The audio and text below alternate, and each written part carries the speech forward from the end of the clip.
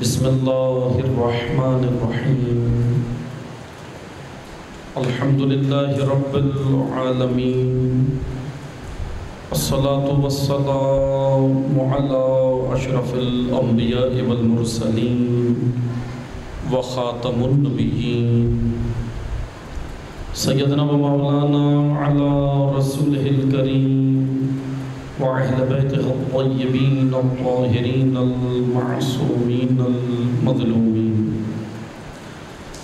أما بعد فقال الإمام حسين بن علي عليه الصلاة والسلام فقد نزل بنا من الأمر ما قد ترون وأن الدنيا قد تغيرت وتنكرت وأدبر معروفها ولم يبق منها إلا صبعبة كصبعبة الإنام. درود پڑھیے محمد و آل محمد.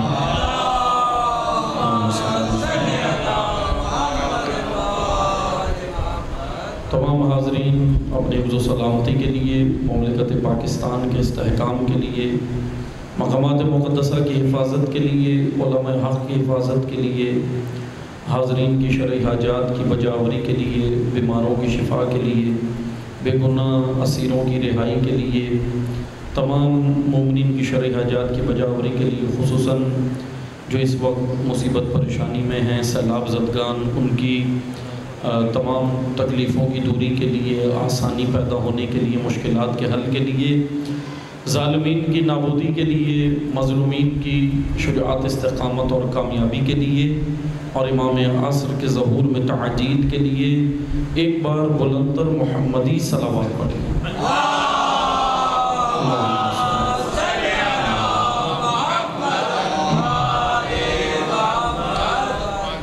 الحمدللہ خداوند تبارک و تعالیٰ کے شکر گزار ہیں. اللہ تعالیٰ نے ہم سب کو ذکر نبی و آل نبی منعقد کرنے کی، ذکر نبی و آل نبی میں شرکت کرنے کی اور ذکر نبی و آل نبی پڑھنے کی توفیق دی. اس توفیق الہی پر بارگاہ الہی میں شکر گزار ہیں. گزشتہ شب سے جس موضوع کا ہم نے آغاز کیا ہے، ان چند روز کے اندر انشاءاللہ یہ جو خمسہ مجالس ہیں، اس میں آپ کی خدمت میں موضوع گفتگو معاشرتی تباہی کے اسباب از نگاہ قرآن کریم کی نگاہ سے آپ کی خدمت میں ہم نے معاشرتی تباہی کے وہ اسباب بیان کرنے ہیں کہ جس کی وجہ سے کوئی بھی معاشرہ عروج سے زوال کی جانب چلا جاتا ہے. خداوند تبارک و تعالی اقوام کو، قوموں کو اور جو عروج کی منزل پر لے کر جاتا ہے، لیکن اقوام اور قومیں خود اپنی حالت اس طرح بنا لیتی ہیں کہ وہ اس اوج و عروج سے زوال کی جانب چلی جاتی ہیں، پستی کی جانب چلی جاتی ہیں. اس کی بنیادی وجوہات قرآن کریم نے بیان کی، کیونکہ قرآن کریم کے بارے میں مختصر سی کچھ ڈیفینیشن قرآن کیا، حتیٰ کہ الحمدللہ آپ جانتے ہیں، لیکن تھوڑی اور دقیق نگاہ سے، علماء و عرفاء کی نگاہ سے میں آپ کی خدمت میں قرآن کی جامعیت کا ذکر کروں. کیونکہ جب قرآن کی جامعیت کا ذکر ہوگا تو پھر ہمیں قرآن کے مطالب سمجھ آئیں گے کہ قرآن ہے کیا. قرآن کریم، جیسے ہی ہم قرآن کریم کی بات کرتے ہیں تو ہمارے ذہن میں چند فقہی احکام آتے ہیں کہ قرآن یعنی نماز کا حکم ہے، روزے کا حکم ہے، زکوٰۃ کا حکم ہے، خمس کا حکم ہے، اور فقہی احکام. ایسے ہی ہے نا، مثلا جیسے قرآن کا نام لیا جاتا ہے تو اکثر لوگوں کے ذہن میں یہ آتا ہے. لیکن عزیزان محترم، قرآن کریم میں 6000 کے قریب آیات ہیں. 6000. اب ان 6000 آیات میں اگر ہم کاؤنٹ کرتے ہیں، اگر ہم شمار کرتے ہیں، نکالتے ہیں، تو صرف تقریباً 500 کے قریب آیات فقہی احکام پر ہیں. ٹوٹل 500 کے قریب، لگ بھگ 500 سے کے قریب آیات فقہی احکام پر، جس کے اندر نماز، روزہ، حج، زکوٰۃ، صوم و صلاۃ سب کچھ اس میں بیان ہوا ہے. کتنی آیات میں سے؟ 6000 آیات میں سے. اچھا ہیں کتنی آیات؟ ابھی مثلا جس سے بھی پوچھا جائے گا وہ سب کہیں گے 6666.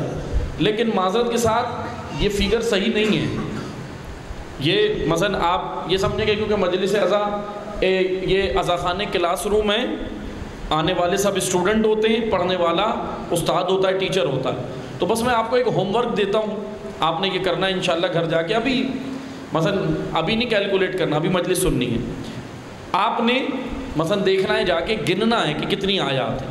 اچھا گننے کا آسان طریقہ ہے، انڈیکس موجود ہے، فہرست ہے، فہرست کے اندر اچھا سورے تو 114 ہیں لیکن آیات کاؤنٹ جب کرتے ہیں، اچھا میں خود نہیں بتا رہا ہوں ورنہ ایکوریٹ جو بالکل تعداد ہے میں اس لیے نہیں بتا رہا کہ تھوڑا ہم کوشش کریں اور قرآن کو کھولیں اور دیکھیں۔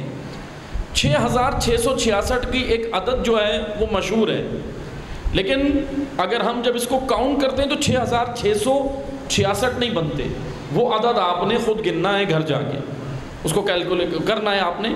مثلا ساری سوروں کی فہرست موجود ہے، اب اس سورے کے سامنے لکھا ہوا ہے کہ فلاں سورے میں اتنی آیات ہیں، فلاں سورے میں اتنی آیات ہیں، آسانی ہے، بس اس کو کیلکولیٹ کرتے رہے آیات کو، آپ کے پاس فیگر نکل کے آ جائے گا 114 سوروں میں کتنی آیات۔ 6000 تو ہیں لیکن اس سے اوپر کچھ فیگر ہے، ہاں 6666 بھی نہیں ہے، بالکل ایکوریٹ یہ فیگر بھی نہیں ہے، 6666 اور 6000 کے درمیان میں یہ فیگر ہے، آپ نے جا کے انشاءاللہ اس کو گننا ہے۔ بہرحال ابھی میں اس میں نہیں جاتا اس بحث میں۔ قرآن کی تقریباً اگر یہ ہم کہیں کہ 6000 آیات میں سے 500 آیات فقہی احکام کے اوپر نازل ہوئی ہیں، پھر سوال یہ بنتا ہے باقی 6000 آیات کس کے لیے، اس میں کیا ہے؟ تو جانتے ہیں کیا ہے؟ قرآن کریم ایک اتنی جامع کتاب ہے، اتنی جامع کتاب ہے کہ 6000 آیات جو باقی ہیں اس میں انسان شناسی بھی ہے، اس میں کائنات شناسی بھی ہے، اس میں خدا شناسی بھی ہے، اور اس میں علوم کائنات بھی بیان ہوئے ہیں جو آج ہم مختلف علوم پڑھتے ہیں۔ کیا علوم پڑھتے ہیں آپ؟ خلقت کائنات کے اوپر آپ ایسٹرو فزکس کے علوم پڑھتے ہیں نا، ایسٹرو فزکس بھی پڑھتے ہیں، آپ کے نظام شمسی کیا ہے، منظومہ شمسی کو پڑھتے ہیں۔ دنیا کا سب سے بڑا ادارہ ناسا اس وقت امریکہ کا national aeronautics and space administration, NASA دنیا کا سب سے بڑا ادارہ ہے۔ اس طرح یورپ کا بھی ایک یورپین اسپیس ایجنسی بھی ہے اور کینیڈین اسپیس ایجنسی بھی ہے، 3 دنیا کے بڑے ادارے ہیں جس میں ناسا سب سے اوپر ہے۔ ناسا کا کام کیا ہے؟ ایسٹرو فزکس کے اوپر فلکیات کے اندر جا کر، ابھی جیسے یہ جوانان جانتے ہیں، انہوں نے اپنی ویب سائٹس پر تصویریں بھی شائع کی کہ ہم فلاں جگہ گئے، ہم مرکری گئے، ہم ادھر گئے ادھر گئے، انہوں نے شائع کی ہیں۔ لیکن توجہ سے سنیے گا، یہی تو علی کہہ رہے تھے کہ مجھ سے پوچھو میں زمینوں سے زیادہ آسمانوں کے راستے جانتا ہوں۔ بھائی ناسا آج پہنچا ہے، لیکن اگر اس وقت پوچھنے والے صحیح ہوتے تو علی اسی وقت بتا دیتے، لیکن پوچھنے والے جانتے کیسے تھے؟ مولا علی کہتے تھے سلونی، پوچھو، اس سے قبل میں تمہارے درمیان میں نہ رہوں۔ ایک مشکل مولا علی کو یہی تھی، پوچھنے والے جو بیٹھے ہوتے تھے نا مجمع، کہتا تھا مولا میری داڑھی میں بال کتنے، یہ سوالات کرتے تھے۔ میری پگڑی میں نے پگڑی باندھی، اس میں پیچ کتنے بنائے بتائیں، آج میں کھاؤں گا کیا، آج میں کس کروٹ پہ سوؤں گا، یہ سوالات تاریخ کہہ رہی ہے مولا علی سے کرتے تھے۔ اب آپ مجھے بتائیں، اسی لیے تو مولا علی نے شکوہ کیا جیسا میں عالم تھا ایسا سوال کرنے والے نہیں ملے، جیسا میں عالم تھا ایسے سوال کرنے والے نہیں ملے، اے کاش کہ مجھے ملتے۔ امام نے کہا کہ اگر مجھے سوال کرنے والے ملتے تو میں علوم کے وہ سمندر بیان کرتا کہ تمہارے وجود ایسے کانپنے لگتے جیسے پانی کنویں سے ڈول نکالتے ہوئے رسی تھر تھر آتی ہے۔ میں تمہیں کائنات کے وہ علوم بتا سکتا ہوں، لیکن پوچھنے والے نہیں تھے۔ پوچھنے والے یہ پوچھتے تھے کہ داڑھی میں بال کتنے ہیں، آج میں کیا کھاؤں گا، لیول نہیں تھا، مینٹلی لیول اتنا اپ گریڈ لوگوں کا نہیں تھا۔ بہرحال حکمت کیا چیز ہے؟ حکمت علوم، حکمت علوم کائنات ہیں۔ اب میں ایک کنفیوژن اور کلیئر کرتا چلوں، یہاں جوانان بیٹھے ہیں، یونیورسٹیز کے کالجز سے آپ کا تعلق ہے، الحمدللہ پڑھ رہے ہیں۔ دنیاوی اور دینی علوم ہم نے تفریق کی ہے، ہم نے ایک تفریق کی ہوئی ہے نا، جو مدرسے میں پڑھتا ہے اس کو کہتے ہیں دینی علم پڑھ رہا ہے، اور جو یونیورسٹی میں جاتا ہے کہتے ہیں دنیاوی علم پڑھ رہا ہے۔ میں روایات کی روشنی میں ایک مختصر سا فارمولہ آپ کو دے رہا ہوں، دنیاوی اور دینی علم ہوتا کیا ہے۔ آپ یونیورسٹیز میں بیٹھ کر پڑھیں یا مدرسے میں بیٹھ کے پڑھیں، امام پنجم کی ایک حدیث سے میں آپ کو ایک مفہوم دے رہا ہوں، اصول کافی کے اندر موجود ہے لیکن ابھی حدیث نہیں سنا رہا، صرف وہ مفہوم پیش کر رہا ہوں کہ امام کی حدیث سے مفہوم یہ نکلتا ہے کہ وہ علم جو اپنی ذات کے لیے پڑھا جائے دنیاوی علم ہے، وہ علم جو خدا کے لیے پڑھا جائے دینی علم ہوتا ہے، دینی ہوتا ہے۔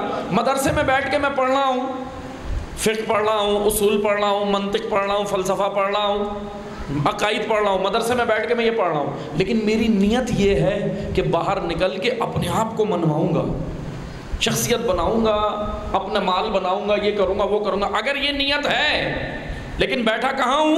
مقدس جگہ پہ، مدرسے میں، تو اس کا مطلب میں دنیاوی علم پڑھ رہا ہوں۔ لیکن اگر یونیورسٹی میں بیٹھ کر بھی میں ایسٹرو فزکس پڑھ رہا ہوں، بایو پڑھ رہا ہوں، آرٹیفیشل انٹیلیجنس پڑھ رہا ہوں، یہ جوانان توجہ سے سنیں، رہبر معظم آیت اللہ خامنہی نے اسی لیے جوانان کو خطاب کیا ہے اور بار بار کہا ہے ٹیکنالوجی کے میدان میں آگے آئیں۔ آرٹیفیشل انٹیلیجنس کا نام لیا رہبر نے، توجہ سنیے گا۔ اگر آپ آرٹیفیشل انٹیلیجنس پڑھ رہے ہیں، اگر آپ ماس کمیونیکیشنز پڑھ رہے ہیں، اگر آپ بایو پڑھ رہے ہیں، اگر آپ میڈیکل پڑھ رہے ہیں، اگر آپ انجینئرنگ پڑھ رہے ہیں، لیکن اگر یونیورسٹی میں بیٹھ کر بھی آپ کی نیت یہ ہے، ارادہ یہ ہے کہ میں یہ پڑھ کر باہر نکلوں گا، اپنے یعنی اللہ کی خوشنودی حاصل کروں گا۔ اللہ کی خوشنودی کیسے ہوتی ہے؟ قوم و ملت کی خدمت، نسل کو تیار کروں گا، تو اس کا مطلب آپ یونیورسٹی میں بیٹھ کر عین دینی علم پڑھ رہے ہیں۔ چلے میں آپ کو اور وضاحت کر دیتا ہوں۔ چھٹے امام امام جعفر صادق علیہ الصلوۃ والسلام، اللہم صلی علی محمد چھٹے امام کے شاگرد ہیں مفضل بن عمر جوفی، نام بھی یاد کر لیں، مفضل بن عمر جوفی۔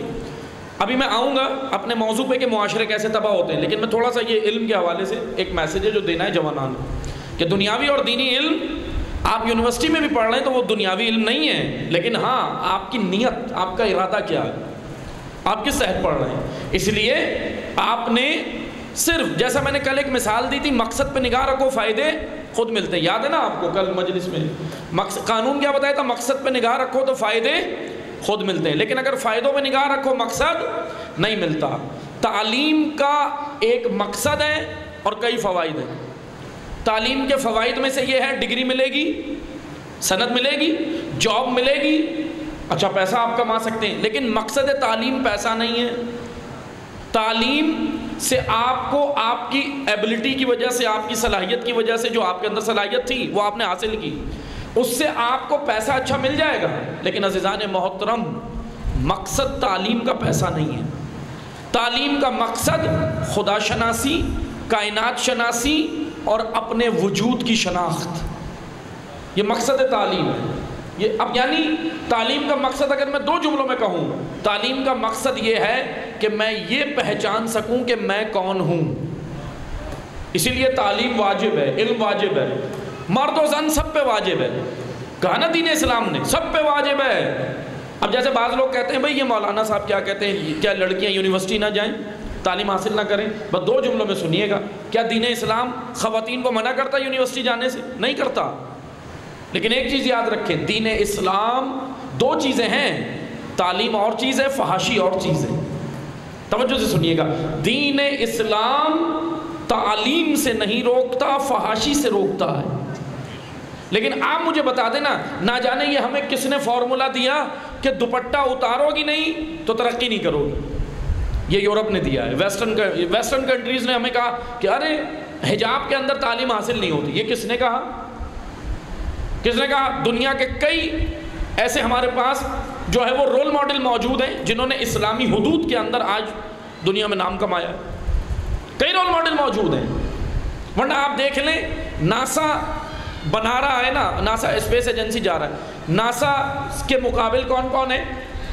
ایک کینیڈین اسپیس ایجنسی اور ایک ایسٹرن جو ویسٹرن ہے، یعنی یورپین اسپیس ایجنسی ہے، انہوں نے بنائی ہوئی ہے۔ لیکن ایک ایسا ملک جس پہ 40 سالوں سے پابندیاں ہیں، آج ایسٹرو فزکس کے میدان میں تجربے کر کر کے ناسا کے پیچھے پیچھے جا رہا ہے، زیادہ دور نہیں ہے۔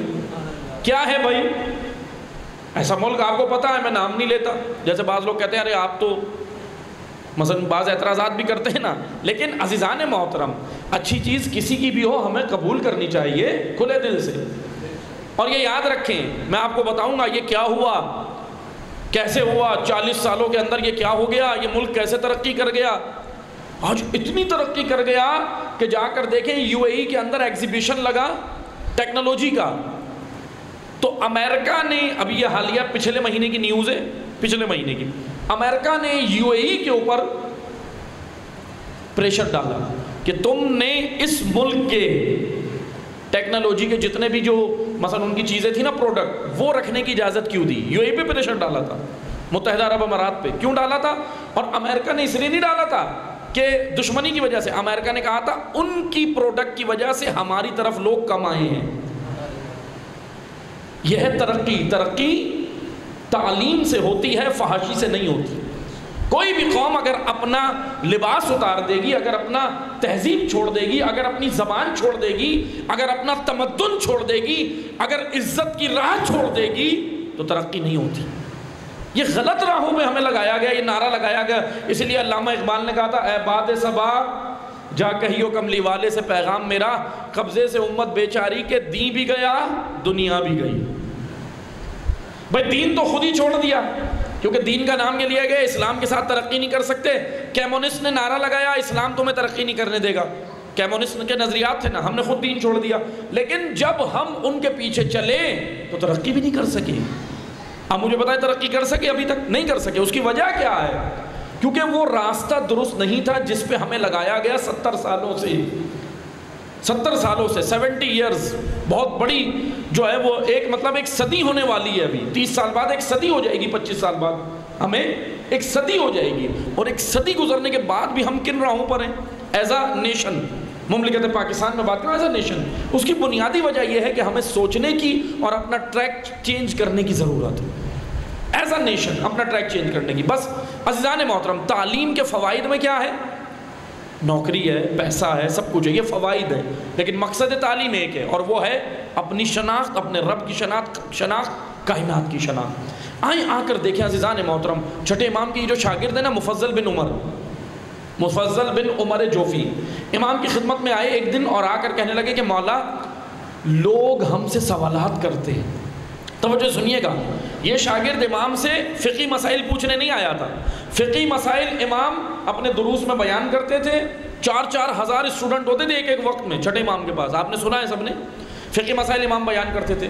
یہ شاگرد آیا امام کے پاس، آ کر اس کے سوالات بھی بڑے منفرد تھے۔ امام نے کہا بتاؤ کیا مسئلہ ہے، کیا ہو گیا ہے؟ کہنے لگا مولا اہل مادیون سمجھتے ہیں نا، میٹرلسٹ، آج بھی ہیں دنیا میں، ان کا فلسفہ موجود ہے۔ مادیون کون ہے؟ میٹرلسٹ کیا کر رہے ہیں؟ میٹرلسٹ کا نظریہ یہ ہے کہ کائنات خود بنی ہے، کائنات کا کوئی مالک نہیں ہے، یہ میٹرلسٹ کا نظریہ ہے۔ اچھا دنیا میں اس وقت 2 ہی آئیڈیالوجیز ہیں جو ایک دوسرے کے مد مقابل ہیں، بڑی آئیڈیالوجیز ہیں، اب ان کے اندر برانچز اور شاخیں الگ الگ ہیں۔ 2 آئیڈیالوجی ہیں، ایک طرف الہی آئیڈیالوجی ہے اور ایک طرف میٹرلسٹ کی ہے، جس کو شیطانی آئیڈیالوجی کہتے ہیں۔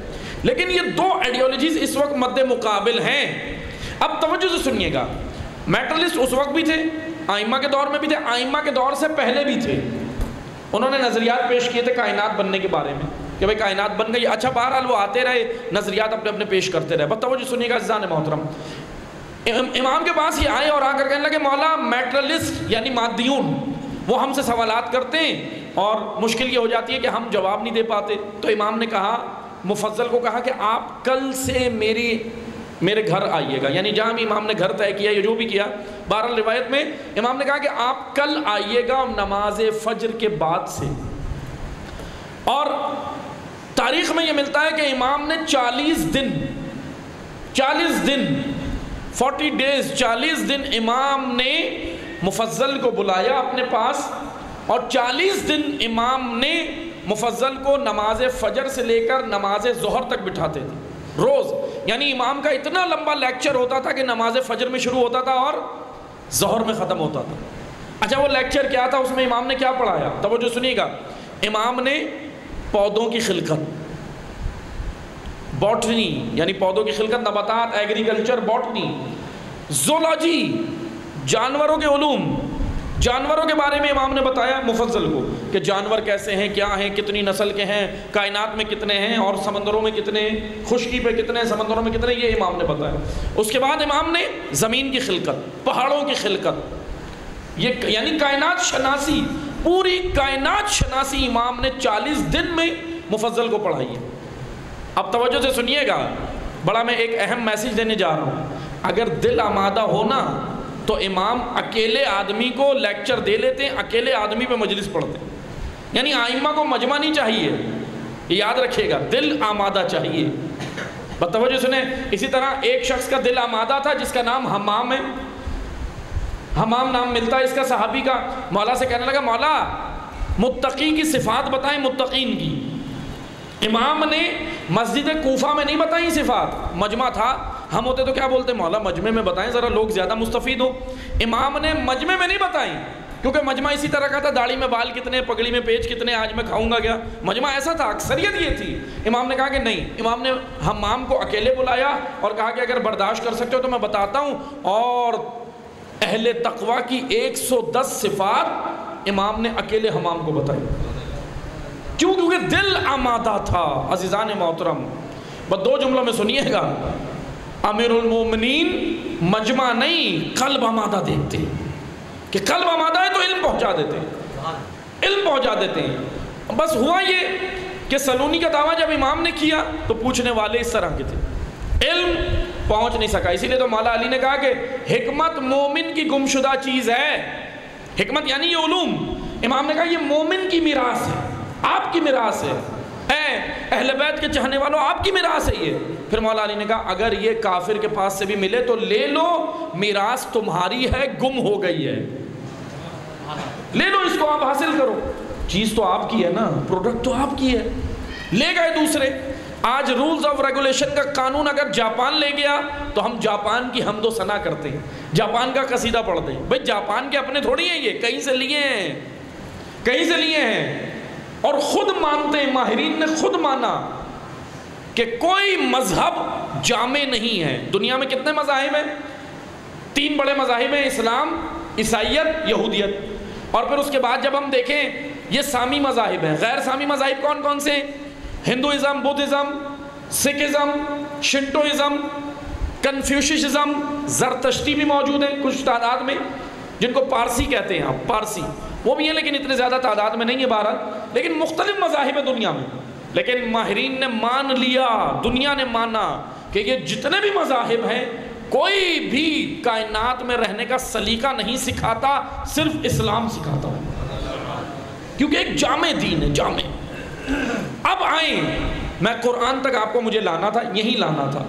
امیر المومنین نے تو آرزو کی کہ اے کاش مجھ سے پوچھنے والے ہوتے میں بتاتا، لیکن اگر یہ علی کی آرزو کسی کو سمجھ آ جائے نا تو پھر یہاں پہ فرقوں کی قید نہیں ہے، یا مذہب کی قید نہیں ہے۔ لبنان کے ایک عیسائی عالم تھے، ان کو سمجھ آ گئی، آج سے تقریباً 15 سال پہلے کی بات ہوگی، غالباً مجھے صحیح یاد نہیں، لیکن تقریباً اتنا وقت گزر گیا، آج سے تقریباً 15 سال پہلے لبنان ملک ہے، سب نے نام سنا ہے، عربی ملک ہے، عرب کنٹری ہے لبنان۔ لبنان کا شہر ہے، کیپٹل ہے بیروت۔ اس بیروت کے رہنے والے تھے عیسائی عالم، انہوں نے آج سے تقریباً 12-15 سال پہلے عالمی میگزین میں اپنا ایک مقالہ ان کا چھپا تھا، عالمی میگزین تھا اس وقت، 15 سال پہلے کا، 20 سال پہلے، اس میں ان کا مقالہ چھپا تھا۔ انہوں نے بڑا خوبصورت جملے لکھے تھے، انہوں نے کہا تھا کہ اے کاش علی کے دور میں میں ہوتا۔ اب دیکھیں مسلمان نہیں ہیں، عیسائی عالم تھے، لیکن سلونی والا جملہ جو نا مولا علی کا ہے، پوچھو اس سے قبل کہ میں تمہارے درمیان میں نہ رہوں۔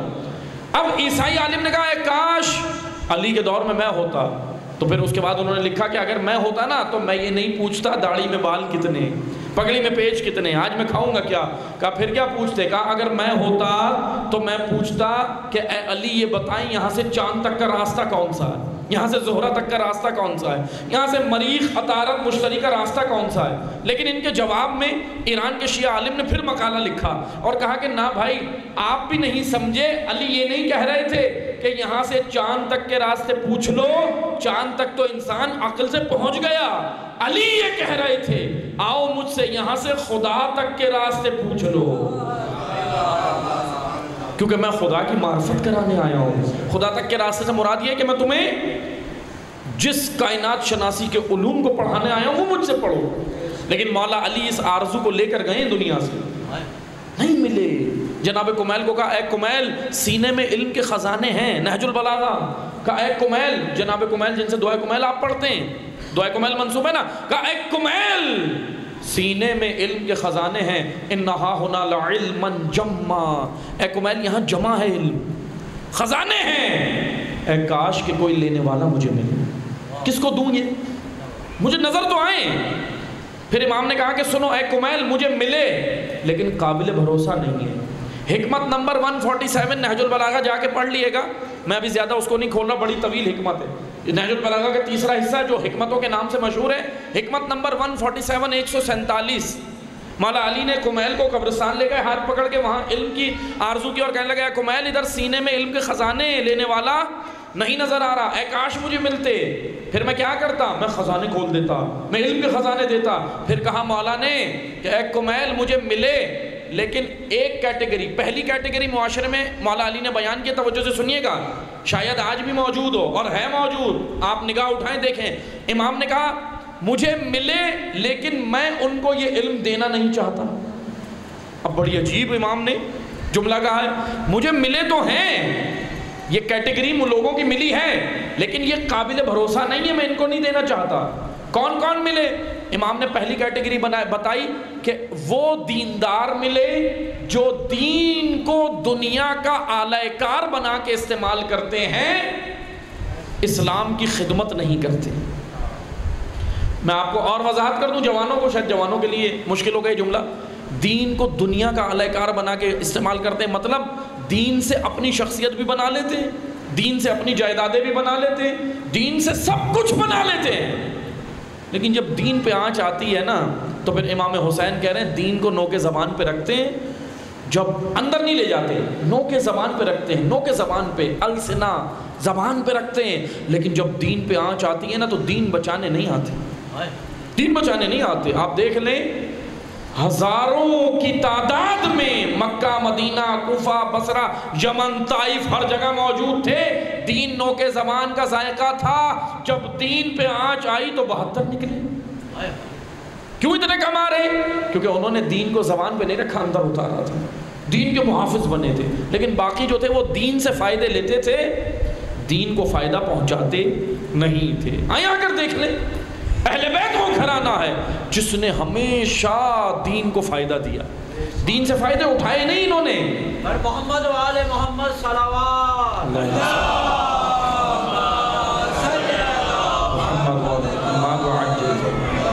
دین سے فائدے اٹھائے نہیں، آپ دیکھ لیں دیے فائدے، اور جنہوں نے دین سے فائدے اٹھائے آج دنیا کوشش کر رہی ہے کہ ان کے فضائل بنائے جائیں، ان کو یہ کیا جائے، ان کو وہ کیا جائے، لیکن مشکل یہ ہے کہ علی کے فضائل کہیں بھی بیان کرو جچتے نہیں ہیں، کیونکہ علی کے ہیں، جچتے ہی نہیں ہیں۔ آپ کر لیں دیکھ لیں، مثلا جیسے بعض لوگ کر رہے ہیں نا، کوئی کہیں کی فضیلت کہیں بیان کرتے کہیں پہ رکھتے ہیں، مشکل ہمارے ساتھ معاشرے میں یہی ہو رہی ہے کہ امیر المومنین کے فضائل، یا میں اگر آسان زبان میں کہوں علی کے فضائل چراتے ہیں، چوری کرتے ہیں۔ بھائی ایک چور تو وہ ہے جو پیسہ آپ کا چوری کر لے، لیکن سب سے بڑا چور وہ ہے جو کسی کی فضیلت چرائے، سب سے بڑا چور تو وہی ہے نا۔ امیر المومنین کے فضائل چراتے ہیں، کمالات چراتے ہیں، لیکن مشکل یہ ہے کہ وہ جچتے بھی نہیں ہیں، پتہ چل جاتا ہے چوری کیے ہوئے ہیں، پتہ چل جاتا ہے نا چوری کیے ہوئے ہیں۔ اس کی بنیادی وجہ یہ ہے کہ مسئلہ یہ، میں 2 جملوں میں بتا کے آگے بڑھ رہا ہوں، زیادہ اس میں ڈیٹیل میں نہیں جا رہا، مسئلہ یہ ہے کہ جس کی قمیض ہوتی ہے نا، جس کے سائز کی، اسی کو فٹ آتی ہے، بھائی اسی کو فٹ آتی ہے۔ 6 فٹ کے آدمی کی قمیض آپ 5 سال کے بچے کو پہنا دیں، ایک مثال ہے کہ جوانان توجہ، 6 فٹ کا آدمی ہے، 5.5 6 فٹ کا آدمی، آپ اس کی قمیض اتاریں، بچے کو پہنا دیں، 5 سال کے بچے کو، چھوٹے سے بچے کو، 3 فٹ کے بچے کو پہنا دیں، کیا ہوگا؟ سب ہنسیں گے، اور کیا کہیں گے؟ ایک جملہ اور کہیں گے، ہنسیں گے بھی، اور کہیں گے اس کو ایک جملہ کہہ دیں گے ہنستے ہوئے کہ اچھے نہیں لگ رہے، کارٹون لگ رہے ہو، کہہ دیتے ہیں نا کارٹون لگ رہے ہو۔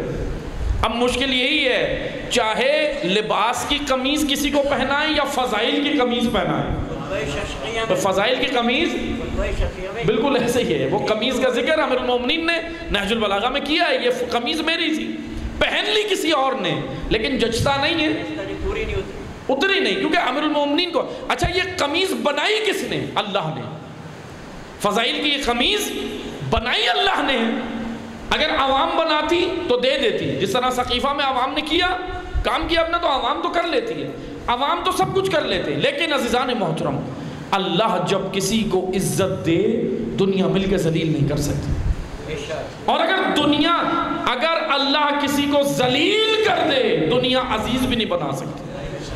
یہ قانون اللہ کا ہے، بس توجہ سے سنیے گا۔ امیر المومنین کی یہ آرزو رہی، ایک وہ ملے جو دین کو دنیا کا اعلی کار بناتے، ان کو میں نہیں دے سکتا، مولا نے منع کر دیا۔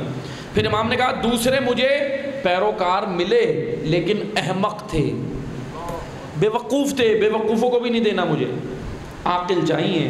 قرآن بھی کہہ رہا ہے صاحبان اولی الالباب، اولی الالباب، لب سے ہے الباب، لب عربی میں کہتے ہیں دماغ کی تہوں کو، تہ کے اندر تہ، یا میں اگر ہم ڈکشنری میں جب جاتے ہیں نا لغت میں تو لب کہتے ہیں، لب کا جملہ استعمال عرب لوگ اخروٹ کے لیے بھی کرتے تھے۔ اخروٹ دیکھا، اخروٹ کا پہلے چھلکا ہوتا ہے سخت، اس کے اندر پھر نرم چھلکا ہوتا ہے، پھر مغز ہوتا ہے اندر، اس کو کہتے ہیں لب۔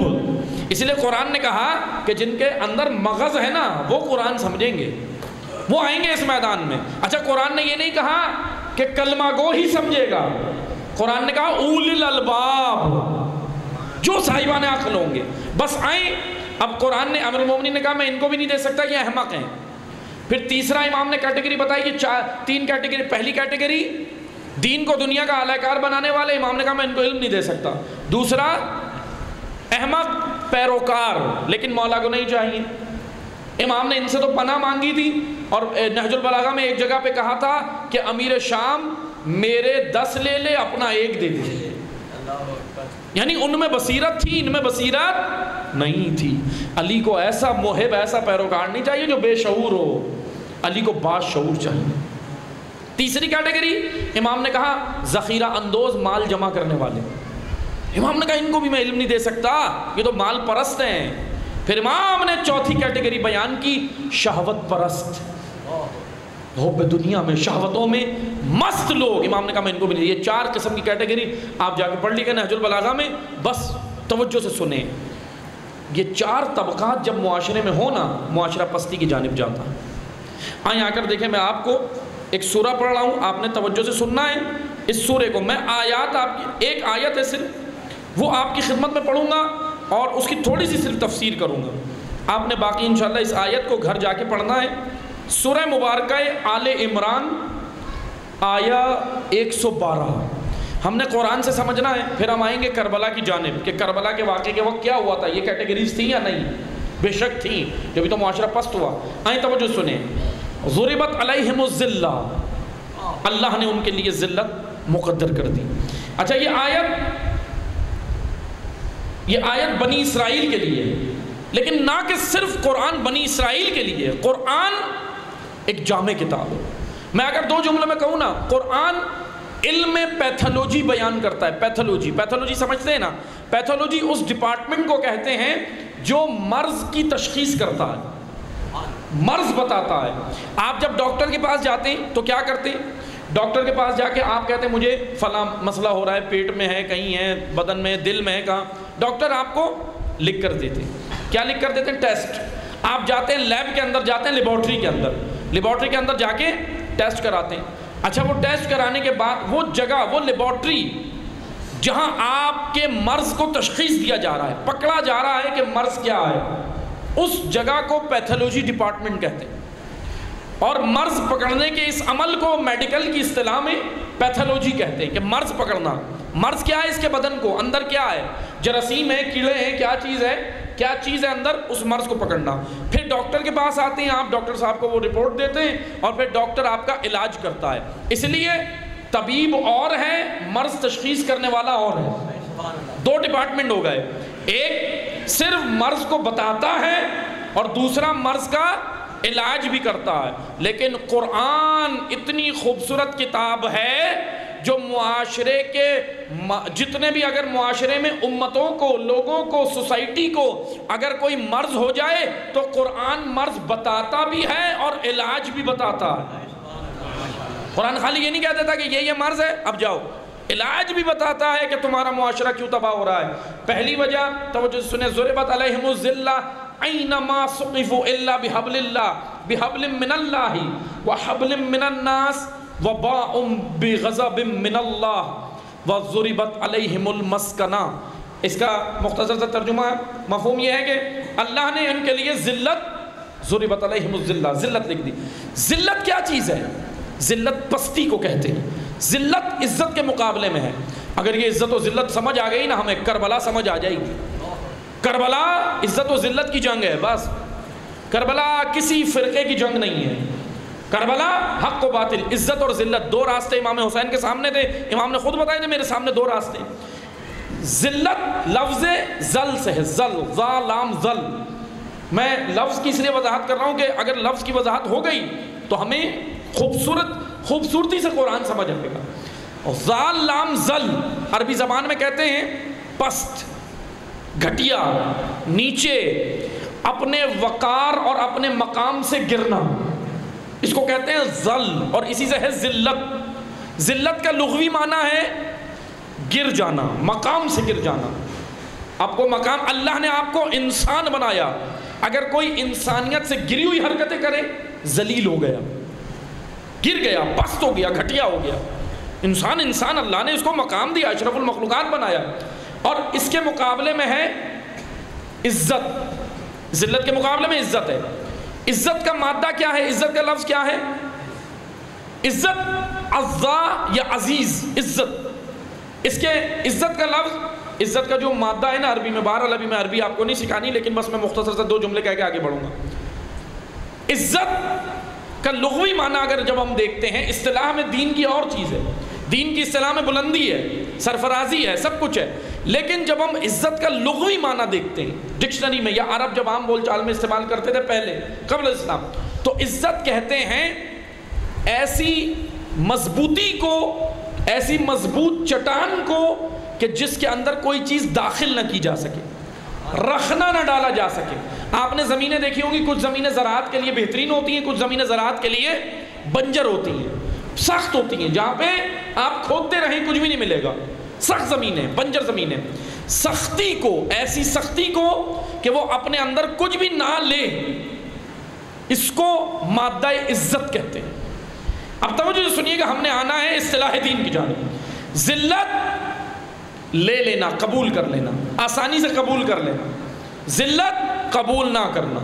اب آئیں اصطلاح کی جانب، دین کی جانب۔ اسلام نے عزت اس مقام کو کہا ہے کہ اپنے رب کے علاوہ کسی کے نظریے کو قبول نہ کرنا، یہ عزیز ہے۔ ذلت سب کچھ لے لینا، مشرک بن جانا، اللہ و غیر اللہ سارے راستے لے لینا، یہ ذلیلانہ راستہ ہے۔ اللہ نے کہا کہ ہم نے بنی اسرائیل کو، بہرحال بنی اسرائیل کو اللہ نے بڑی فضیلت بھی دی تھی، لیکن پھر خدا نے کیا کہا؟ ہم نے ان کو ذلت ان کے لیے مقرر کر دی۔ اللہ نے کی نہیں تھی، بنی اسرائیل نے خود اپنی حرکات ایسی انجام دی جس کی وجہ سے وہ ذلت کی راہوں پہ ڈلے۔ ہوا کیا؟ اب میں آگے آیت پڑھ رہا ہوں، بس توجہ سنیے گا۔ ذالکا، کیوں یہ ذلت ان کے نصیب میں آ گئی، کیوں مقرر ہو گئی ذلت؟ یاد رکھیں عزیزان محترم، کوئی بھی قوم، کوئی بھی ملت، کوئی بھی امت خود ذلت کی راہیں جب تک نہ چنے، خدا چاہتا ہے اس کی ہدایت ہو، قومیں ذلت کی راہیں چن لیتی ہیں، خدا ہادی بھیجتا ہے، ہدایت کے لیے بھیجتا ہے، لیکن قومیں ان پہ توجہ نہیں دیتی۔ کرتی کیا ہیں؟ آئیں دیکھیں، اس بنی اسرائیل کی ہدایت کے لیے اللہ نے کتنے انبیاء بھیجے۔ یہ بڑی ہمارے لیے بڑی عبرت والی قوم ہے، یہ قرآن نے بیان کی ہے۔ عزت کے راستے کو یہ چھوڑ دیتے تھے، ذلت کی راہوں پہ جاتے تھے۔ حضرت موسیٰ نے ان کو فرعون سے نجات دی، حضرت موسیٰ نے دی نا، لیکن اتنے سخت لوگ تھے، یہ اتنے ڈھیٹ تھے۔ موسیٰ علیہ السلام نے جب دریائے نیل کے سامنے کھڑے تھے، پیچھے فرعون تھا، پیچھے فرعون آ رہا تھا نا، واقعہ آپ نے سب نے سنا ہے۔ حضرت موسیٰ نے کہا کہ چلو ایک راستہ بنا رہا ہوں، سب اس میں چلو۔ 12 قبیلے تھے، کہنے لگے نہیں، 12 قبیلے ہیں، 12 راستے چاہیے۔ یعنی اتنا قوم پرست، قبیلہ پرست، لسان پرست اور بٹے ہوئے لوگ تھے، فرقوں میں بٹے ہوئے، تفرقہ باز لوگ تھے، متحد نہیں تھے۔ اتحاد برکت ہے، تفرقہ ضلالت ہے۔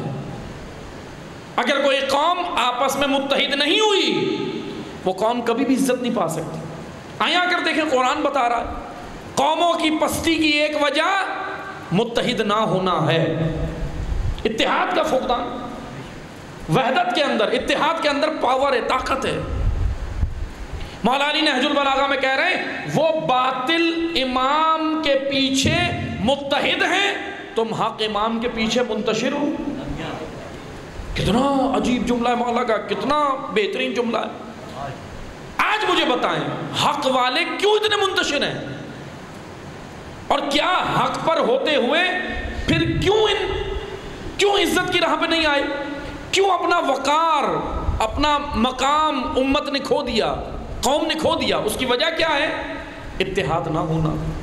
حضرت موسیٰ نے کہا بھائی میں ایک راستہ بنا رہا ہوں، چلو اس پہ۔ کہنے لگے 12 ہیں، 12 راستے بناؤ، 12 قبیلے۔ ضد کرنے لگے۔ حضرت موسیٰ نے بولا پیچھے فرعون ہے، اس کا لشکر ہے، مار دے گا۔ تو جانتے ہیں کیا جواب دیا؟ کہنے لگے فرعون کے ہاتھوں مر جائیں گے، ایک راستے سے نہیں جائیں گے۔ یعنی ظالم کے ہاتھوں مرنے کے لیے تیار ہے، لیکن آپس میں اتحاد کے لیے تیار نہیں تھی وہ قوم۔ اب یہ تو میں قرآن بتا رہا ہوں، ہم نے اپنا موازنہ کرنا ہے عزیزان محترم۔ کیا ہو رہا ہے ہمارے ساتھ معاشرے میں؟ کیا ہو رہا ہے؟ تشیع کا وقار، تشیع کی عزت، تشیع کی سرفرازی کس میں ہے؟ اتحاد، محبت میں، بھائی چارے میں۔ اتنے گروپ، اتنا تفرقہ، اتنی آپس میں الجھا دیا۔ دشمن نے پلاننگ کی، دشمن نے سازش کی، کامیاب ہو گیا دشمن۔ بم بلاسٹ سے یہ قوم نہیں مری، نہیں ڈری، گولیوں سے نہیں ڈری، تلواروں سے نہیں ڈری۔ کیا کریں؟ عقائد کی جنگ چھیڑ دو، لگاؤ آگ ان کے درمیان میں۔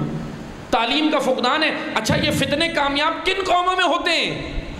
کون سی قوم میں فتنے کامیاب ہوتے ہیں؟ جس قوم میں شعور اور تعلیم نہ ہو، وہاں کامیاب ہوتے ہیں فتنے۔ میں اگر 2 جملے میں کہوں، فتنوں کا دودھ، فتنہ کیسے پروان چڑھتا ہے، فتنہ موٹا تازہ کیسے ہوتا ہے کسی قوم کے اندر؟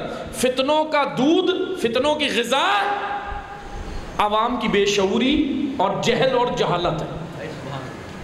یہ فتنوں کا دودھ ہے، امیر المومنین کہہ رہے ہیں، فتنوں کا دودھ ہے، فتنوں کی غذا ہے۔ اس لیے مولا علی نے کیا کہا تھا؟ فتنوں کے دور میں اس اونٹنی کے بچے کی طرح ہو جانا جس پہ نہ فتنے سوار کر سکتے ہیں نہ دودھ پلایا جا سکے۔ بالکل ایسے، جی بالکل۔ بس توجہ سے سنیں، کیا کہا قرآن کریم میں اللہ تعالیٰ نے؟ اللہ تعالیٰ کا فرمان ہے کہ تم ذلت میں پڑ گئے، لیکن وجہ کیا تھی؟ بس 2-3 جملے سن لیں، میں پھر ذکر مصائب پہ آ رہا ہوں۔ ذَلِكَ بِأَنَّهُمْ كَانُوا يَكْفُرُونَ بِآيَاتِ اللَّهِ۔ پہلی بنیادی وجہ یہ ہے ذلیل ہونے کی کہ تم اللہ کی آیات کو جھٹلاتے ہو، کفر کرتے ہو۔ وَيَقْتُلُونَ الْأَنْبِيَاءَ بِغَيْرِ حَقٍّ، انبیاء کو قتل کرتے ہو بے جا۔ پھر آگے ذَلِكَ بِمَا عَصَوْا وَكَانُوا يَعْتَدُونَ، یہ اس لیے ہے کہ تم عصیان کرتے ہو، عَصَوْا كَانُوا وَيَعْتَدُونَ۔ ایک پہلی توجہ سنیے گا، 4 علامتیں، 4 صفات معاشرے کی تباہی کی۔ انبیاء کو قتل کرنا، اللہ کی آیات کو جھٹلانا، یکفرون بآیات اللہ، اللہ کی آیات کا، یعنی اگر میں آسان زبان میں کہوں کفران نعمت، نعمتوں کا کفران، شکران نعمت نہیں، کفران نعمت۔ 2، تیسرا معصیت، گناہ، اور چوتھا تعدی، عدل کا نہ ہونا، تعدی، بڑے ہوئے لوگ، تجاوز کیے ہوئے لوگ، اپنی حدوں سے نکلے ہوئے لوگ۔ میں تعدی کی وضاحت انشاءاللہ کل کروں گا، عصیان کی وضاحت کل کروں گا۔ آج شروع کے 2 جملے سن لیں، باقی میں وضاحت انشاءاللہ اللہ تعالیٰ نے توفیق دی انشاءاللہ پھر کل کریں گے۔ بس 2 جملے سن لیں۔ یکفرون، تکفرون، کیا کیا تم نے؟ جھٹلا دیا۔ کسے؟ اللہ کی آیات کو۔ کفر کسے کہتے ہیں؟ کفر کہتے ہیں، کفر کا لغوی معنی بھی سن لیں پھر اصطلاح میں آئیں گے۔ کفر کا لغوی معنی ہے چھپانا، پنہان کرنا۔ شکر کا لغوی معنی ہے دکھانا، عیاں کرنا، دکھا دینا۔ شکر کسے کہتے ہیں؟ کفر کے مقابلے میں شکر ہے۔ بس میں لفظ شکر کی وضاحت کروں تو مجھے سنیں گا۔ شکر کیا ہے؟ شکر یہ ہے، مثلا جیسے ہمارے پاس شکر کا لفظ آتا ہے نا، ہم کہتے ہیں جو ہم سجدہ شکر کر لیتے ہیں یہ شکر کا حق ادا ہو گیا۔ لیکن شکر کے 3 مقام ہیں، 3 کیٹیگریز ہیں شکر کی جو روایات میں ذکر ہوئی ہیں۔ شکر بالقلب، اعتقاد، یعنی عقیدے کے اندر دل سے شکر کرنا، مان لینا، اللہ کی نعمتوں کو ماننا، عیاں کرنا۔ دوسرا شکر باللسان، زبان سے اظہار کرنا، لیکن یہ دونوں اظہار شکر ہیں، شکر نہیں ہے۔ شکر کیا ہے؟ تیسرا ہے شکر بالجوارح، اعضاء و جوارح سے شکر کا اظہار۔ کیسے ہوگا؟ میں بہت آسان کر رہا ہوں جوانوں اور بچوں کے لیے، توجہ سے سنیں۔ اللہ کی نعمتوں کا شکر میں کیسے کروں؟ کیسے کروں؟ توجہ سنیے گا۔ اللہ نے جو نعمت جس کام کے لیے دی، اگر میں اس کو وہیں استعمال کروں تو یہ شکران نعمت ہے، اور اگر میں اس کا منفی استعمال کروں تو کفران نعمت ہے۔ آئے میں آپ کو آسان کر دیتا ہوں۔ آنکھ مجھے خدا نے دی ہے، آنکھیں دی ہیں، الحمدللہ دی ہیں۔ آنکھ کس لیے دی ہے؟ دیکھنے کے لیے۔ کیا دیکھنے کے لیے؟ اللہ کی نعمتوں کو دیکھیں۔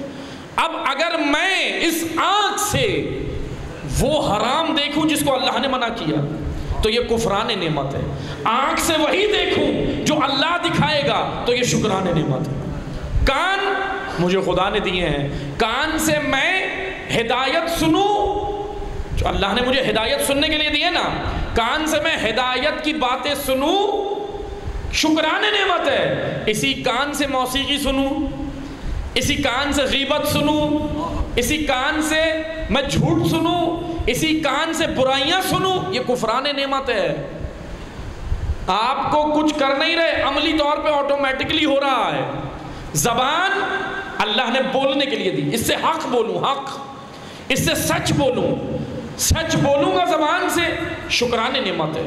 اور زبان اگر ان کاموں کے لیے استعمال ہو جس کے لیے خدا نے حرام و ممنوع قرار دیا، یہ کفران نعمت ہے۔ بس عزیزان محترم، آئیں معاشرہ تباہ کیسے ہوگا؟ جب نعمتوں کا کفر ہوگا۔ قرآن کہہ رہا ہے نعمتوں کا کفر کرو گے معاشرہ تباہ ہوگا۔ وَيَقْتُلُونَ الْأَنْبِيَاءَ، اور انبیاء کو قتل کرتے تھے، اس وجہ سے ان کا یہ پستی کی جانب گئے۔ آئیں آ کر دیکھیں، میدان ہے مکہ کا، امام حسین کھڑے ہیں، عبداللہ ابن زبیر آئے، امام کی خدمت میں آئے۔ یہ کردار سن لیں، میں مصائب پہ آ رہا ہوں، آ جائیں۔ کفران نعمت دیکھیں کرنے والوں کا انجام تاریخ میں۔ عبداللہ ابن زبیر بڑی شخصیت، زبیر ابن عوام کے بیٹے، کل زبیر کا میں نے ذکر کیا تھا، زبیر کے بیٹے عبداللہ ابن زبیر امام حسین سے ملے، آ کر ملے۔ توجہ سے سنیے گا، زبیر ابن عوام وہ شخصیتیں جنہوں نے یزید کی بیعت نہیں کی تھی۔ عبداللہ ابن عباس خاموش ہو گئے تھے مدینہ میں، اور عبداللہ ابن عمر نے بھی یزید کی بیعت پہ وہ خاموش ہو گئے تھے۔ یعنی دو بڑی شخصیات خاموش ہو گئے تھے امام حسین کے دور میں، لیکن عبداللہ ابن زبیر خاموش نہیں ہوئے تھے، مدینہ سے نکل پڑے تھے، مکہ آ گئے تھے، اور امام حسین بھی آ گئے تھے۔ لیکن دونوں کے نکلنے میں فرق تھا، ایک اسلام بچانے نکلا تھا، ایک اسلام کو ڈھال بنانے نکلا تھا۔ توجہ سے سنیے گا، ابھی میں نے کہا نا، اسلام سے اپنی شخصیت بنانے والے اور اسلام پہ شخصیت لوٹانے والے، یہ اور ہیں، دو کیٹیگریز ہیں معاشرے میں۔ اب امام حسین کی ان سے ملاقات ہوئی مکہ میں، انہوں نے اب وہ جملے جو امام حسین کے وہ بیان کر رہا ہوں آپ کی خدمت میں، توجہ سنیے گا۔ امام نے ان سے کہا، جب انہوں نے امام کو کہا، انہوں نے بھی امام کو روکنا چاہا، انہوں نے کہا کہ آپ نہ جائیں، کوفہ نہ جائیں، کوفے والے آپ کے ساتھ دھوکہ کریں گے اور وہ قابل بھروسہ نہیں ہے۔ امام نے ان کو کہا کہ سنو، میرے جد امیر المومنین علی ابن ابی طالب نے فرمایا،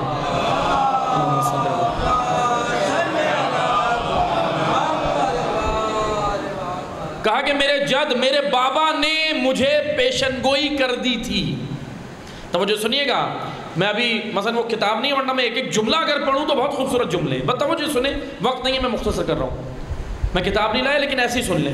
امام نے کہا، اے ابن زبیر سنو، میرے جد نے، کون؟ میرے بابا نے، میرے بابا نے مجھے بتا دیا تھا کہ کعبے کی حرمت ایک مینڈھے کی وجہ سے پائمال ہوگی۔ مینڈھا ایک جانور ہوتا ہے، کون سا ہوتا ہے؟ بھیڑ کا نر۔ بھیڑیں دیکھی ہیں آپ نے؟ بھیڑیں، لیکن بھیڑ میں جو میل ہوتا ہے، فیمیل نہیں میل، بھیڑ کا جو نر ہوتا ہے اس کو مینڈھا کہتے ہیں۔ امام حسین نے یہ مینڈھے کی اصطلاح استعمال کی اپنی گفتگو میں، ڈائیلاگ میں ابن زبیر کے ساتھ، اور کہا کہ اے ابن زبیر سنو، میرے بابا نے کہا تھا کعبے کی حرمت ایک مینڈھے کے قتل کی وجہ سے پائمال ہوگی، اور وہ مینڈھا میں نہیں بننا چاہتا۔ امام نے کہا میں کعبے میں بیٹھ کے کعبے کو ڈھال بنا لوں، اور یزید اور اس کے لشکر نے مجھے قتل کرنا ہے 100%۔ امام نے بتا دیا کہ میرا قتل ہونا ہے، مجھے یہ شہید کریں گے، لیکن میں کعبے کو اپنی ڈھال نہیں بناؤں گا، میں مقدسات کو اپنی ڈھال نہیں بناؤں گا۔ میں کعبے سے جا کر دور قتل ہونا پسند کرتا ہوں بنسبت کعبے۔ امام نے یہ جملے کہے۔ پھر اس کے بعد ان کو امام نے کہا کہ سنو، بنی اسرائیل ایک ایک دن میں 70 انبیاء کو قتل کرتے تھے، 70 انبیاء کو قتل کر کے واپس اپنے کاروبار پہ اور مارکیٹ میں جاتے تھے اور نارمل زندگی گزارتے۔ امام نے کہا جیسے انہوں نے کچھ کیا ہی نہیں، یہ کرتے تھے۔ یحییٰ ابن زکریا کا سر ایک عورت کی چاہت میں اتارا گیا، نبی خدا، یہ واقعہ یحییٰ ابن زکریا۔ پھر امام نے کہا کہ سنو اے ابن زبیر، میرا سر بھی اتارا جائے گا، میرا سر بھی اتارا جائے گا، یحییٰ ابن زکریا کی طرح ہی اتارا جائے گا، تن سے جدا کیا جائے گا، لیکن میں وہ مینڈھا بننا نہیں چاہتا جو کعبے کے اندر مار دیا جائے۔ امام نے پھر ان کے بعد، اب سنیے گا توجہ سے، جب ان کی امام سے ملاقات ہو گئی نا، یہ چلے گئے، یہ مکہ میں ہی رہتے رہے، یہ مکہ میں ہی رہتے رہے۔ 73 ہجری میں، 73 ہجری میں، 73 ہجری میں ان کو حجاج ابن یوسف نے قتل کیا، اور کعبے میں ہی قتل ہوئے عبداللہ ابن زبیر۔ بڑی شخصیت ہے، لیکن بڑی عبرتناک شخصیت ہے، توجہ سننے کی ضرورت ہے یہ شخصیت۔ عبداللہ ابن زبیر چلے گئے نا جب، تو امام نے جو اپنے ساتھی کھڑے تھے، جتنے صحابی تھے ساتھی تھے، ان سے پھر مڑ کے کہا کہ سنو، یہ ظاہر یہ کر رہا ہے جیسے ہمارا خیر خواہ ہے، لیکن یہ چاہتا یہ ہے کہ میں کعبے میں نہ رہوں، چلا جاؤں۔ امام نے بتایا کہ اس کے قول و فعل میں تضاد ہے، یہ مجھے کہہ تو رہا ہے، ایسے مجھ سے ملنے آیا جیسے میرا بڑا خیر خواہ ہے، لیکن یہ میرا خیر خواہ نہیں ہے۔ کیوں؟ توجہ سے سنیے گا۔ امام حسین تو کربلا چلے گئے، شہید ہو گئے، اپنا کام کر لیا۔ اب عبداللہ ابن زبیر کی شخصیت سنیں۔ عبداللہ ابن زبیر نے کیا کیا؟ 64-65 ہجری میں جب کعبے کو جلانے کا واقعہ ہوا، جیسے جب ہرہ کا ہوا تو یہاں بھی ہوا، عبداللہ ابن زبیر نے کعبے میں رہ کر، مکہ میں رہ کر لوگوں کو اپنے قریب کرنا شروع کیا، خود لیڈر بنے اور وہاں رہے۔ اور مکہ کی جیسے ہی جب یزید مر گیا، جب یزید واصل جہنم ہوا، دنیا سے چلا گیا، تو مکہ کی حکومت عبداللہ ابن زبیر نے خود سنبھال لی، یعنی حکومت سے بغاوت کی، شامی حکومت جو تھی اس وقت بغاوت کی، مرکزی حکومت سے اپنی حکومت بنا لی۔ اور سنیں پھر ایک واقعہ 64 ہجری میں ہوا، 65 ہجری میں ہوا، کعبے کو جلانے کا، یزید کا لشکر آیا تھا کعبہ جلانے، جلایا، آگ کی میخیں پھینکی گئیں، اس سے جلایا کعبے کو، لیکن یزید کے مرنے کی جب خبر آئی تو لشکر واپس ہو گیا، پھر عبداللہ ابن زبیر بچ گئے۔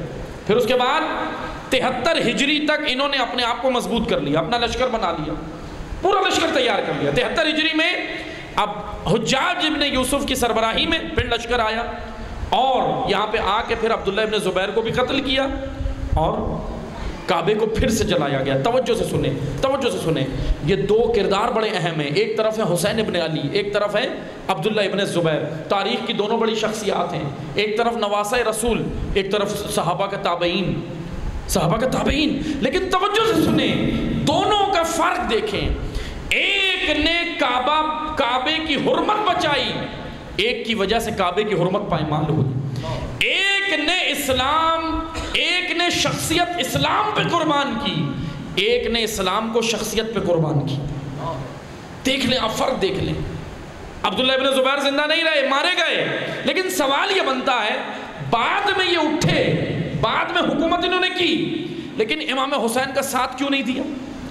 آئیں آ کر دیکھیں، بس 2 جملوں میں کہوں، حسین کی قیادت میں آنا نہیں چاہتے تھے، کیونکہ عبداللہ ابن زبیر کی اپنی ایک شخصیت، وہ کہتے تھے میری ایک شخصیت ہے، میری پرسنالٹی ہے، میں اگر حسین کی قیادت میں جاؤں گا تو پھر لوگ مجھے لیڈر تھوڑی کہیں گے، مجھے قائد تھوڑی کہیں گے۔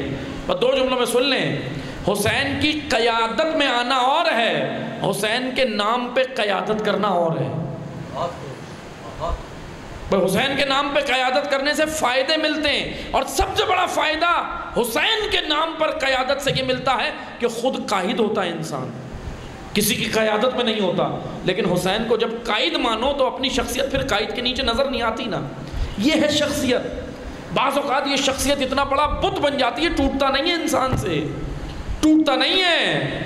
اور پھر اس شخصیت کے پیچھے چلنے والے جو فالوورز ہوتے ہیں، اگر بے شعور ہوں تو یہ نہیں دیکھتے حق کہاں ہے، یہ دیکھتے ہیں شخصیت کہاں ہے۔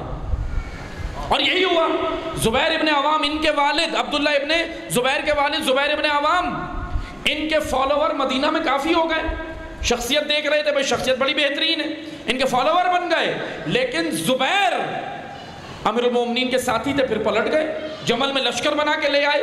اب آپ توجہ سے سنیں، جمل میں بڑی شخصیات ہیں نا مد مقابل، 2 بڑی شخصیات تاریخ اسلام کی جنگ جمل میں آ گئی، لیکن بے شعور عوام نہیں سمجھ پائی، آج تک نہیں سمجھ پائی. کہتے ہیں 2 بڑی شخصیات تھی، ہمارا کوئی تعلق نہیں ہے نا. عزیزان محترم توجہ سے سنیں، یہاں 2 بڑی شخصیات نہیں تھی. ایک طرف بڑی شخصیت ہے تو ایک طرف حق ہے. آپ حق کو فالو کریں، شخصیت نہیں. شخصیت کبھی حق پر ہے کبھی نہیں ہے، لیکن جس نے شخصیت دیکھی وہ شخصیت کے پیچھے جائے گا، حق کے پیچھے نہیں جائے گا. لیکن کنفیوز نہیں ہونا چاہیے تھا امت اسلامیہ کو. پیغمبر اکرم نے بتا دیا تھا الحق مع العلی والعلی مع الحق. کیوں کنفیوز ہوئے؟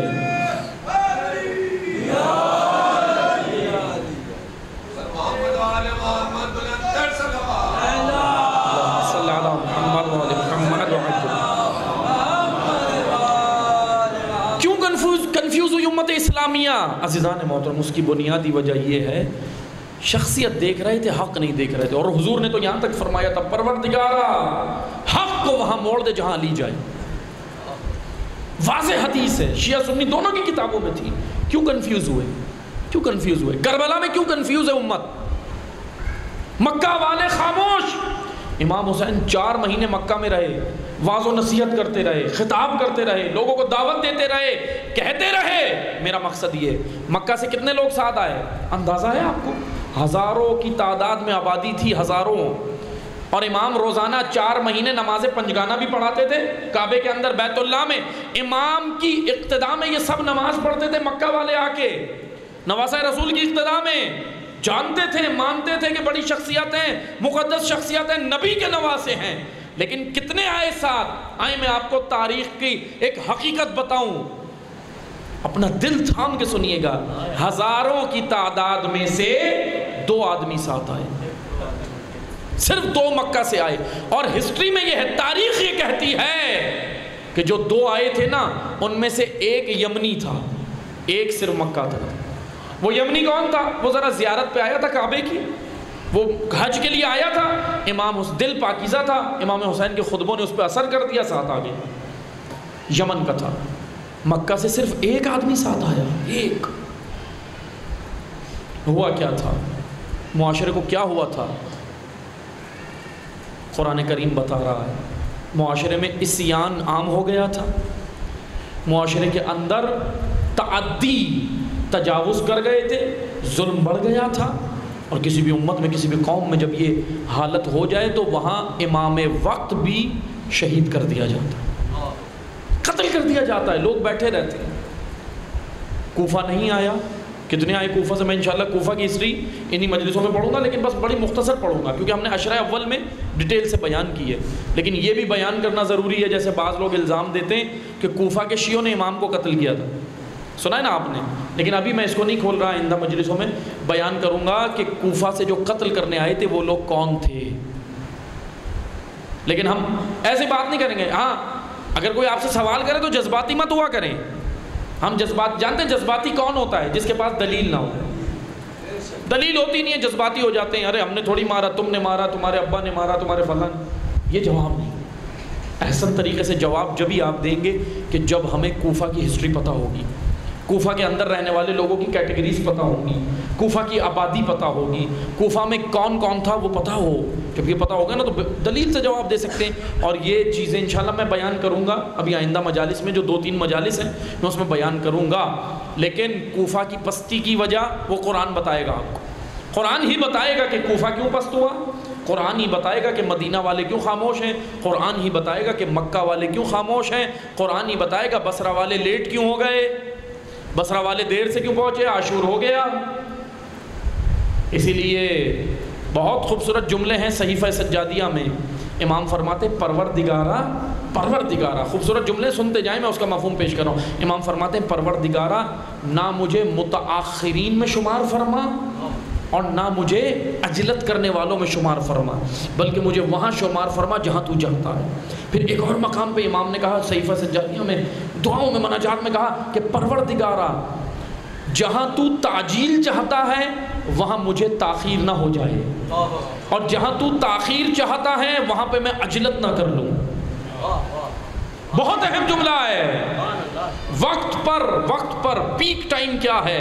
61 ہجری کربلا میں امام حسین جب پکار رہے ہیں، حل من کی صدا دے رہے ہیں، بلا رہے ہیں، تو اس وقت لبیک کہنا، ایسا نہ ہو تاخیر ہو جائے۔ جن کو تاخیر ہوئی بعد میں رو رہے تھے، تاخیر سے نکلے بعد میں رو رہے تھے۔ بصرہ کو امام نے اپنا نائب بھیجا تھا، سفیر بھیجا تھا، اور بصرہ میں امام حسین کا پہلا سفیر قتل ہوا تھا، اس کا نام سلیمان ابن رزین ہے۔ کوفہ میں دوسرا سفیر قتل ہوا تھا، مسلم ابن عقیل ہے۔ ان دو مقامات پہ امام نے اپنے سفیر بھیجے تھے، باقی کہیں سفیر نہیں بھیجے، ان دو مقامات پہ بھیجے تھے، کیونکہ بصرہ اور کوفہ ذرا الگ ان کی سائیکی تھی، ان لوگوں کی ذرا الگ سے یہ لوگ تھے۔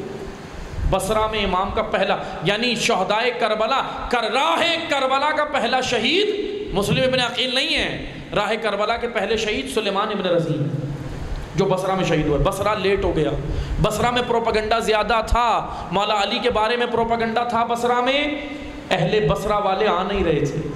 سلیمان ابن رزین نے بصرہ کا پروپیگنڈا توڑا، جیسے شام میں تھا نا پروپیگنڈا، کیونکہ شام کے انڈر ہی بصرہ بھی آتا تھا، بصرہ میں بھی پروپیگنڈا تھا۔ لیکن آؤ عزادار، اسی بصرہ سے ایک شخصیت نکلی ہے، اسی بصرہ سے ایک شخصیت ہے، ہمارا درود و سلام ہے اس پر، اس کا نام ہے زہیر ابن قین۔ تاجر، بزنس مین، اپنے دور کا بڑا بزنس مین، کاروان تجارت لے کے نکلا بصرہ سے، کاروان تجارت لے کے نکلے زہیر ابن قین۔ کون ہے یہ؟ تیسرے خلیفہ کے خاندان سے ہیں، خاندان وہاں ملتا ہے ان کا، لیکن آئیں جب حسین سے ملتے ہیں نا تو حسین تو وہ ہیں جو شجرہ بھی تبدیل کر دیں، حسین تو وہ ہیں۔ اور ایک جملہ اور میں کہہ دوں، حسین شجرہ نہیں دیکھتے، کردار دیکھتے ہیں۔ میں شجرے پہ گھمنڈ کرتا ہوں، معذرت کے ساتھ میں شجرے پہ گھمنڈ کرتا ہوں، میں تو یہ ہوں، میں تو وہ ہوں، میں نجیب الطرفین ہوں، میرے اماں یہ، ابا یہ، فلاں یہ نہیں۔ عزیزان محترم، امام زمانہ یہ دیکھیں گے کہ یہ بتاؤ تمہارا کردار کیا ہے، اپنا کردار تو بناؤ، ورنہ پھر کیا ہوگا؟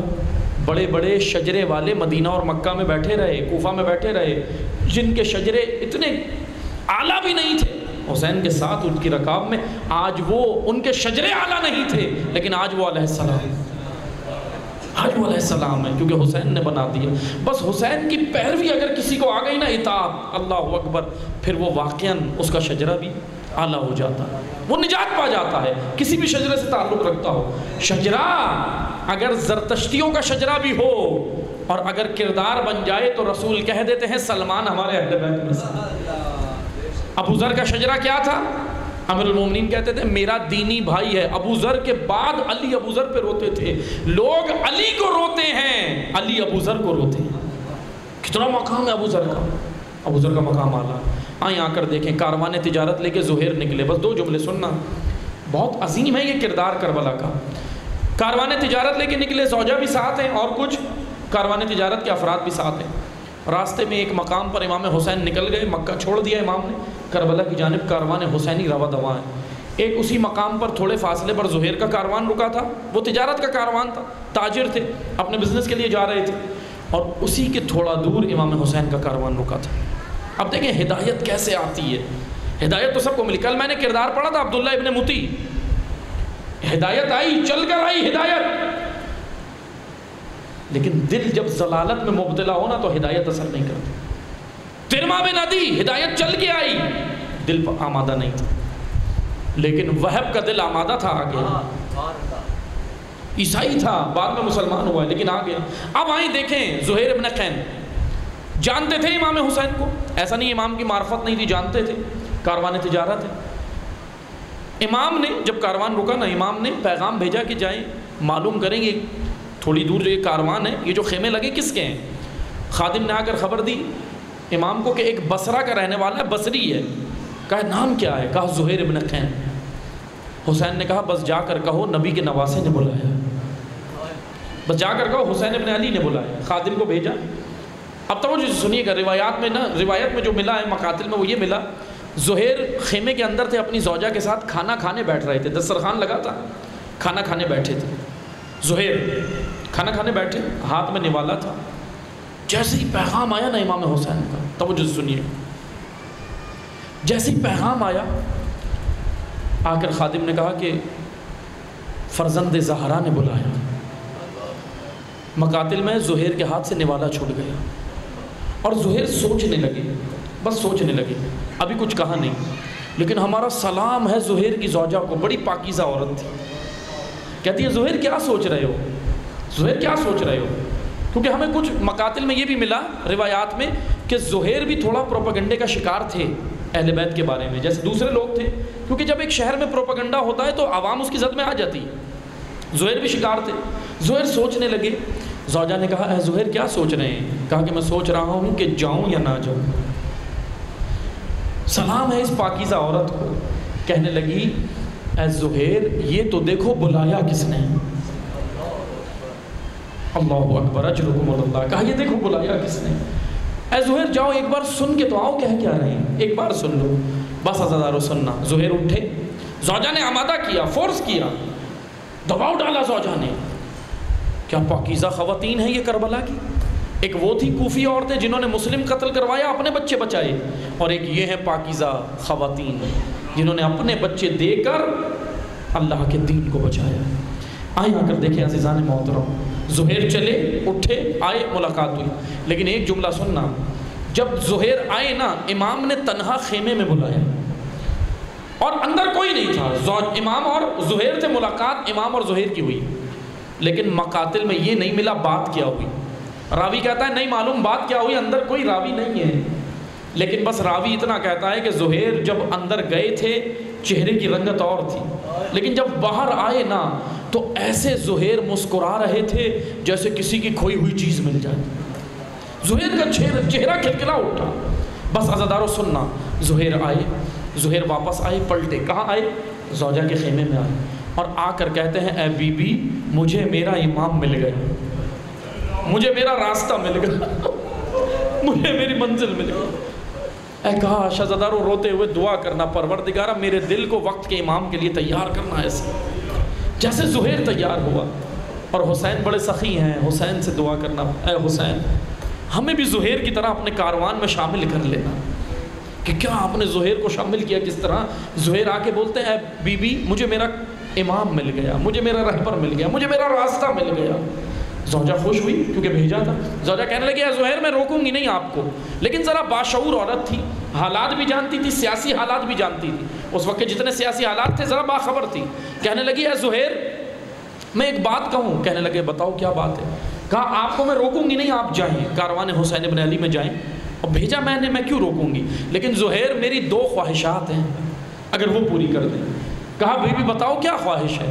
کہنے لگی اے زہیر مجھے معلوم ہے آپ زندہ نہیں بچو، حسین بھی زندہ نہیں رہیں گے، سب شہید ہو جائیں گے، حالات یہ بتا رہے ہیں کہ کاروان حسینی کی شہادت ہوگی، حالات یہ بتا رہے ہیں، لیکن اے زہیر سنو جب زہرا کی بارگاہ میں جاؤ کنیز کی سفارش کرو۔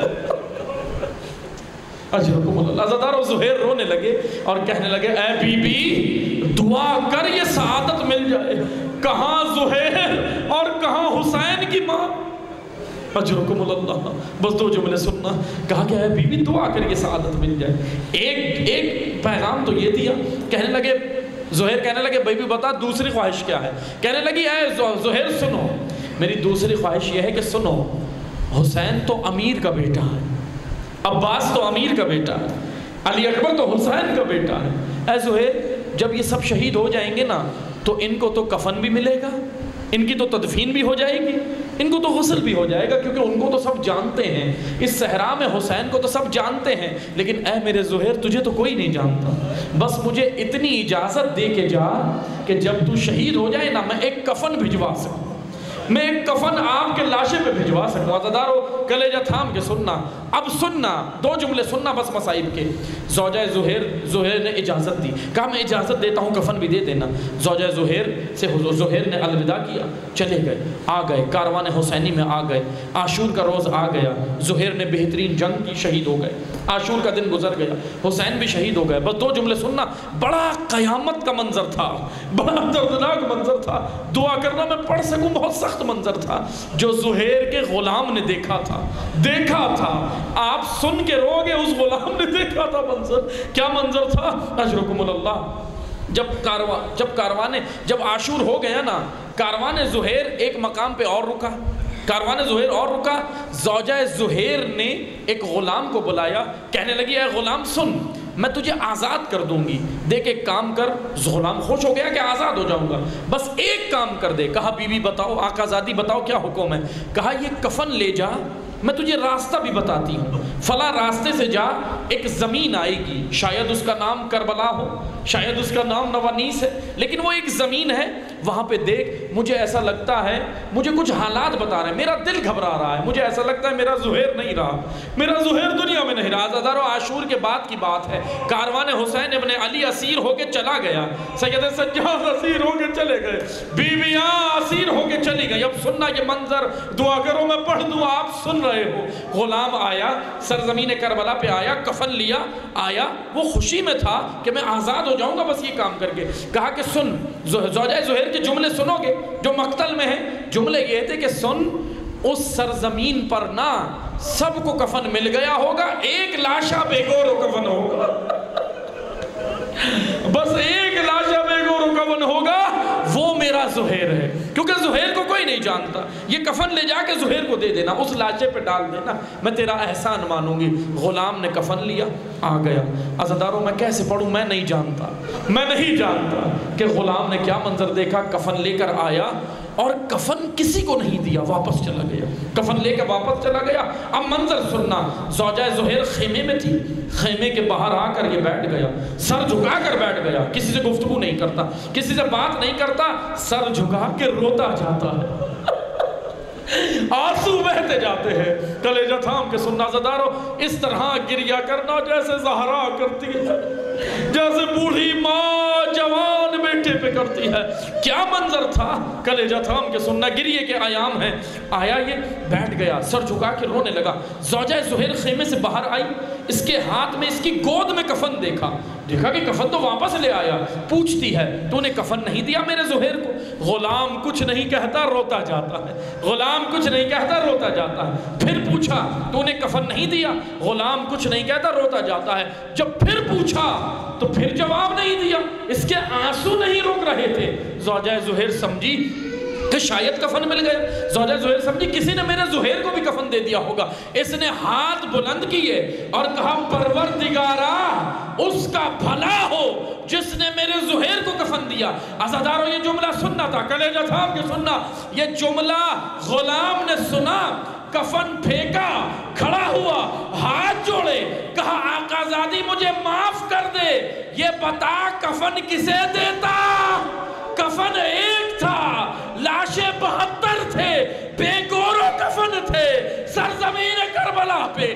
اگر یہ کفن تیرے زہیر کو دیتا تو زہرا کا بیٹا بے گورو کفن، یہ بتا میں زہرا کو کیا منہ دکھاتا؟